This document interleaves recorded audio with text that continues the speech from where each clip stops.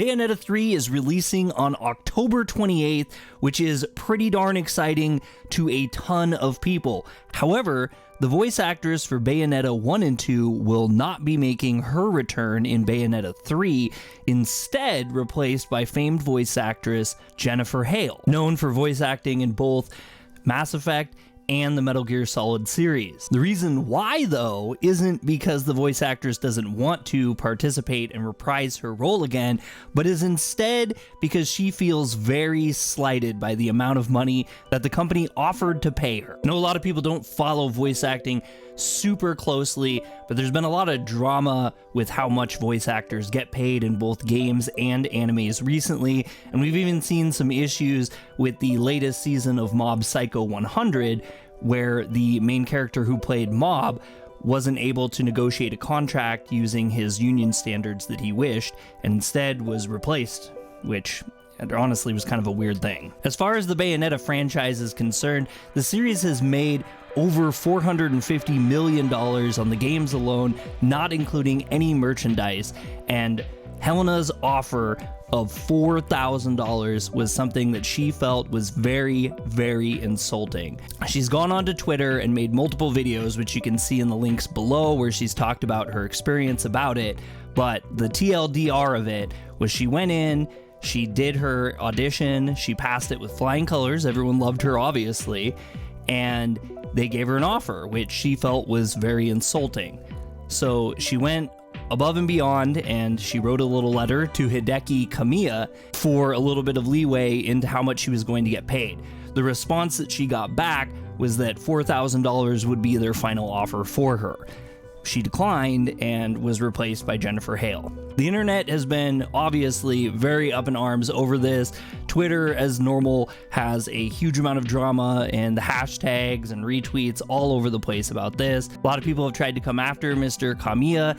His account is currently private, but he did offer a statement about the events, which read, "Sad and deplorable about the attitude of untruth." I don't exactly know where he's going with that. It seems to say that things aren't exactly as they seem, or they're not being said truthfully by the voice actress, but the internet seems to side with her, and this obviously has been a really big problem. The voice actor went on to say that not only should we be boycotting sales of this game, that we should take the money that we instead were going to use to buy the game and we should go and give it off to a charity. She didn't specify any specific charity, but just said a charity in general. Further in her videos, she's talked about the mental turmoil that she's faced by being rejected and not being able to continue her role. She's also made statements about Hale not being able to autograph because she doesn't believe that Hale is the true voice of Bayonetta. So one thing that I think that's kind of interesting to note in this whole situation is it's really hard to say what voice actors should and shouldn't be paid for their roles.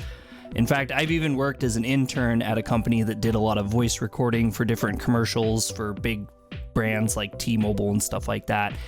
And every time the contracts are totally different. It depends a lot on the voice actors, what their name kind of brings to the table, and what specific look that they're looking for, as well as the project and then the company's budget as well. I think it's just generally understood in the video game world and also the anime world that voice actors really don't get paid enough for the work that they do.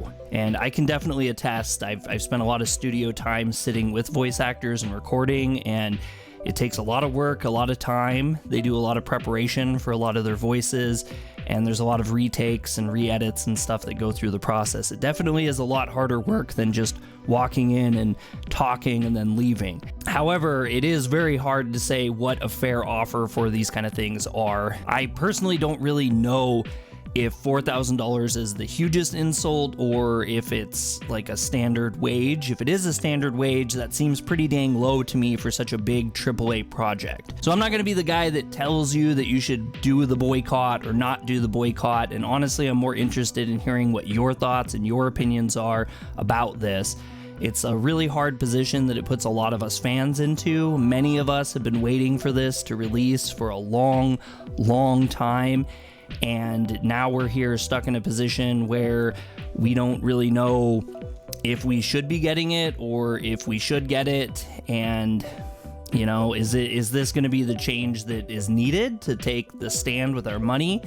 That definitely seems to be the best way to get companies to take attention to things, but is it warranted in this case? Let me know in the comments below. I'd love to hear about it. I'm Dre with Yokoso Otaku, and if you like this content as well as anime news reviews and gaming, hit the subscribe button, hit the thumbs up, hit the thumbs down, whatever, but I'd like to see you back.